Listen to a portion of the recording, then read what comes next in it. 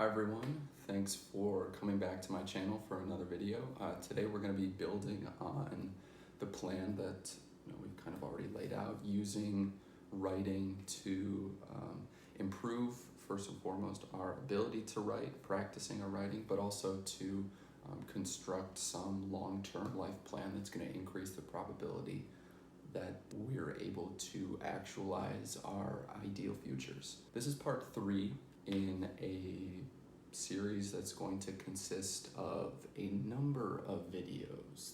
The specific number I haven't figured out yet, but there'll be more. So in the last video, I talked about creating a rough long-term plan, the kind of plan that would extend 5 years into the future and describe your ideal life as you see it now at that time. Just to reiterate, the reason for grounding a plan in the distant future is to articulate an aim that's challenging, that is possible but isn't guaranteed, that it requires some serious effort. And when I say an aim, I mean something to focus our crosshairs on. I guess it is kind of a marksmanship analogy or metaphor. Your ideal future as the bullseye on a target. So here we go. Giving form to your ideal future after you've identified it, after you've roughly described it, which is what we did in the last video. When it comes to actualizing that future, it's like hitting a bullseye, which is to say that it's tough, it's difficult, it's challenging. Why is it difficult? It's difficult because it's going to require the consistent and repeated fulfillment of a seemingly infinite number of daily responsibilities. What you're aiming at 5 years into the future, if you're at all ambitious, will likely require a number of changes in the present. So the idea we're presented with is this: how do we get from point A to point B when A is here and now and B is years away? How can we possibly bridge that gap?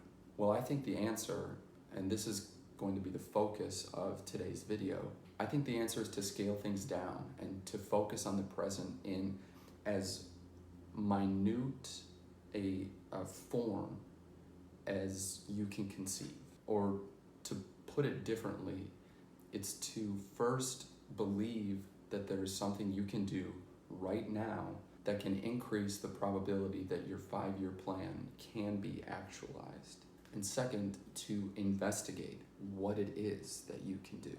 And that's how we scale down.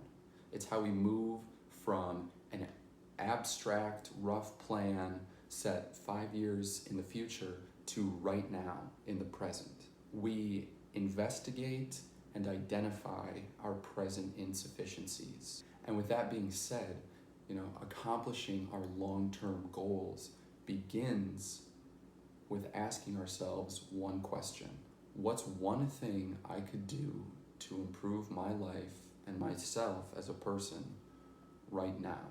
And that sounds like, an obvious question, and I guess that's because it is an obvious and simple question. I'm not going to pretend like I'm saying anything new.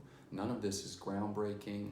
The plan that I'm trying to lay out is a method that literate people have employed to improve their lives across the centuries. But this is something that I think modern educational systems have forgotten to make use of.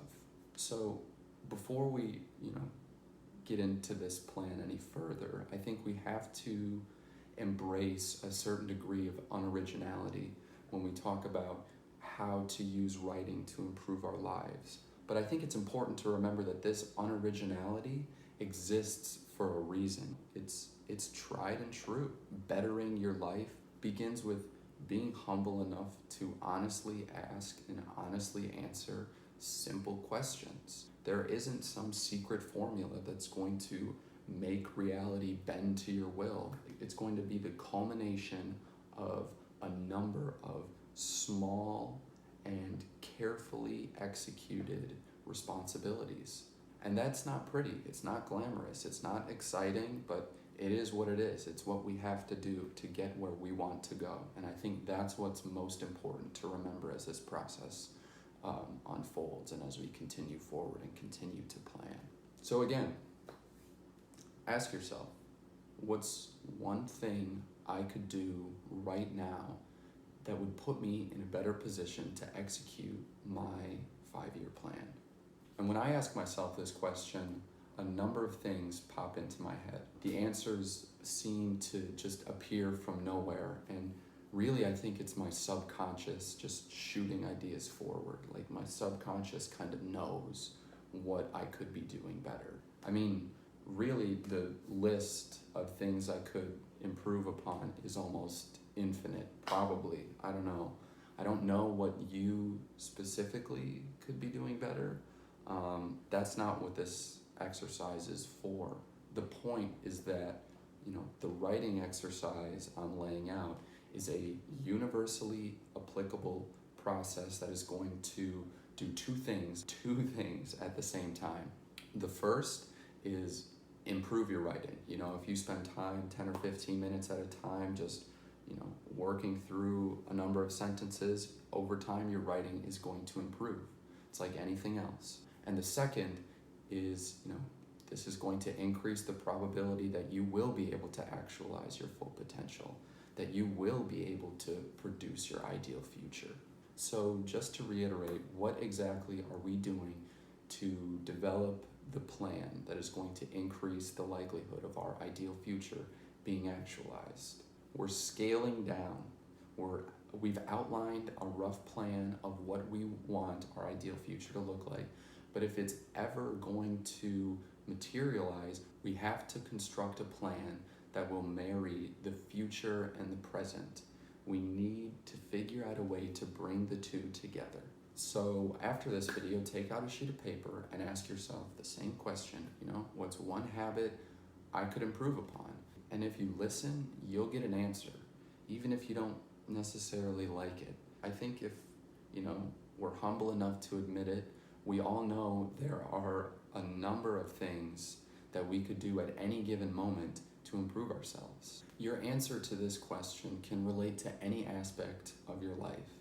If you're a student, maybe you could manage your academic responsibilities more efficiently. Maybe you could go to the library more often and set up a study schedule.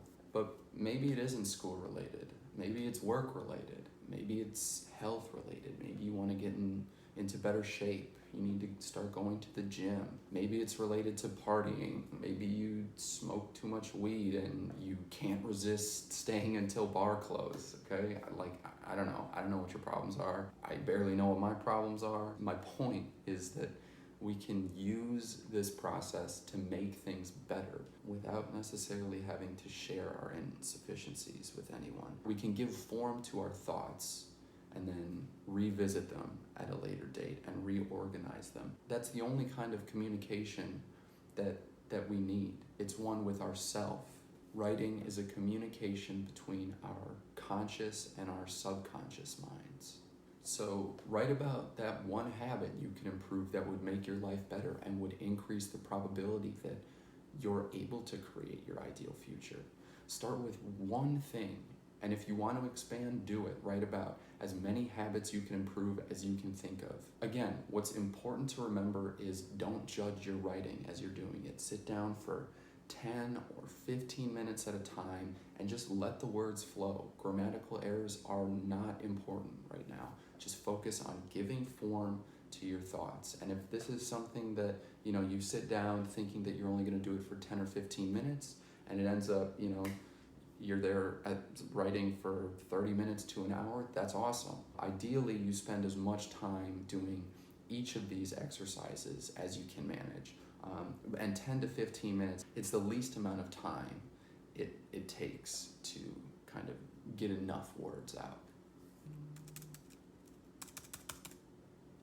All right, that is, I think, everything I wanted to say for this video. I want to thank everyone for watching. To those of you who enjoyed this video or found it somehow useful, please like and subscribe and tell me what you think in the comments. Thank you so much for watching. I really appreciate it. And I wish you the best of luck in building this plan and completing this writing exercise.